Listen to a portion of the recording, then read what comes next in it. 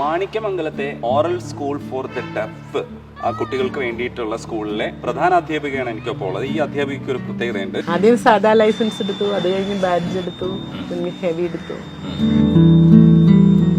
ശരിക്കും ഈ സ്പെഷ്യൽ സ്കൂളിന് കുറെ സ്പെഷ്യാലിറ്റീസ് ഉണ്ട്. അതിലൊന്നാണ് നിങ്ങൾ കണ്ടത്. കേൾവിയില്ലാത്ത, സംസാരശേഷിയില്ലാത്ത കുട്ടികളെക്ക് വേണ്ടിയിട്ടാണല്ലോ ഞാൻ ജീവിതം അർപ്പിച്ചേക്കണം. അവര് സംസാരിക്കാൻ അവരെ കൂടുതലും നമ്മൾ പഠിപ്പിച്ചു കൊടുക്കും. കുട്ടികൾക്ക് തന്നെ ഭയങ്കര ഇഷ്ടമാണല്ലോ നമ്മൾ വണ്ടി എടുക്കാന്ന് പറഞ്ഞാൽ. അവരിങ്ങനെ ഭയങ്കര ഉല്ലാസമാണ് അവർക്ക്. എല്ലാവർക്കും നമ്മളോടൊരു ലേഡി ഓടിക്കുന്നതിലേ കൂടുതൽ താല്പര്യവും സ്നേഹവും സന്തോഷവും ഒക്കെയാ. വണ്ടി ഓടിക്കുന്ന സിസ്റ്റർ എന്നാണ് നാട്ടിലൊക്കെ പറയുക. എന്റെ പേര് കൃത്യമായിട്ട് ആർക്കും അറിയില്ല. ഈ അധ്യാപിക തന്നെയാണ് ഈ സ്കൂളിന്റെ വണ്ടി ഓടിക്കുന്നത്. ഹെഡ് മിസ്ട്രസ് ആണെന്നുള്ളൊരു ഇതൊന്നും ഇല്ല കേട്ടോ, പവറൊന്നും ഇല്ല. ഈ വണ്ടി ഓടിച്ച് കുട്ടികളെ കളക്ട് ചെയ്യാൻ ടീച്ചർക്ക് ഒരു മടിയില്ല എന്നുള്ളതാണ്. അല്ലേ ടീച്ചറെ? പ്രായമായാലും കയറാനൊന്നും ബുദ്ധിമുട്ടില്ല. കുറച്ച് ബുദ്ധിമുട്ടുണ്ടല്ലേ?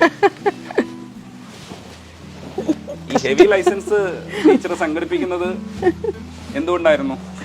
ഇത് കുട്ടികൾക്ക് ഈ വലിയ വണ്ടി എടുക്കാനുള്ള ഒരു സാധ്യത വരുമെന്ന് പറഞ്ഞ് നമ്മളോട് സുപ്പീരിയേഴ്സ് പറഞ്ഞെടുപ്പിച്ചതാ. ഓ, അങ്ങനെ എങ്കിലേ വണ്ടി നമുക്ക് കിട്ടുള്ളൂ. 6 വീലുള്ള വണ്ടിയും കിട്ടൂലോ. ഓ ഓ ഓ, സ്ട്രെങ്ത് കൂടുന്നതനുസരിച്ച്. ആദ്യമൊക്കെ നമുക്ക് ചെറിയ വണ്ടികളായിരുന്നു. ഓ, അപ്പൊ അങ്ങനെ ഒരു പരിമിതി പറയരുത്, ഓടിക്കാൻ ആളില്ലെന്ന് പറയരുത്. അതെ, എല്ലാം ചെയ്യണമല്ലോ. അതുകൊണ്ട് സുപ്പീരിയേഴ്സ് ആവശ്യപ്പെട്ടതാ ഹെവിയും കൂടെ എടുത്തോളാൻ. അങ്ങനെ ഹെവി എടുത്തു. എന്നിട്ട് കുട്ടികളെ പോയി കൂട്ടിയിട്ട് വന്നു. അങ്ങനെയായാലും നമ്മൾ സ്കൂളിനെ മുന്നോട്ട് കൊണ്ടുപോകാന്നുള്ളതാണ്. അതെ, സ്പെഷ്യൽ സ്കൂൾ ആയതുകൊണ്ടേ. ശരിക്കും ഈ സ്പെഷ്യൽ സ്കൂളിന് കുറെ സ്പെഷ്യാലിറ്റീസ് ഉണ്ട്. അതിലൊന്നാണ് നിങ്ങൾ കണ്ടത്.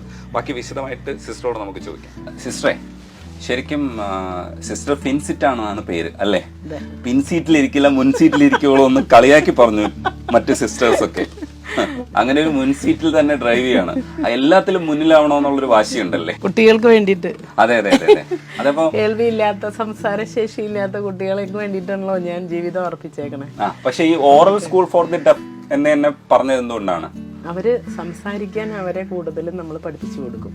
കേൾവിയില്ലെങ്കിലും ലിപ് റീഡിങ്ങിലൂടെയും ഓഡിറ്ററി ട്രെയിനിങ്ങിലൂടെയൊക്കെ നമ്മൾ അങ്ങനെ പരിശീലിപ്പിച്ച് അവരെ സംസാരിപ്പിക്കാൻ കൂടുതൽ സഹായിക്കും. അതുകൊണ്ടാണ് നമ്മൾ oral school for the deaf എന്ന് പേരിട്ടേക്കുന്നത്. അവരെ സംസാരിപ്പിക്കുക എന്നുള്ളതാണ് നമ്മുടെ ലക്ഷ്യം എന്ന് പറയുന്നത്. അതെങ്ങനെയാ സാധ്യമാവുന്നത് എന്നുള്ളത് നമുക്ക് വ്യത്യസ്തമാർന്ന പരിശീലന രീതികളുണ്ട്. ഒന്ന് ഓഡിറ്ററി ട്രെയിനിങ്. അപ്പൊ അവരുടെ കേൾവിയാണ് അത് അവര് കൂടുതലും. കേൾവിശക്തി ഇല്ലല്ലോ അവർക്ക്. കേൾവിശക്തി കുറച്ചുണ്ട്.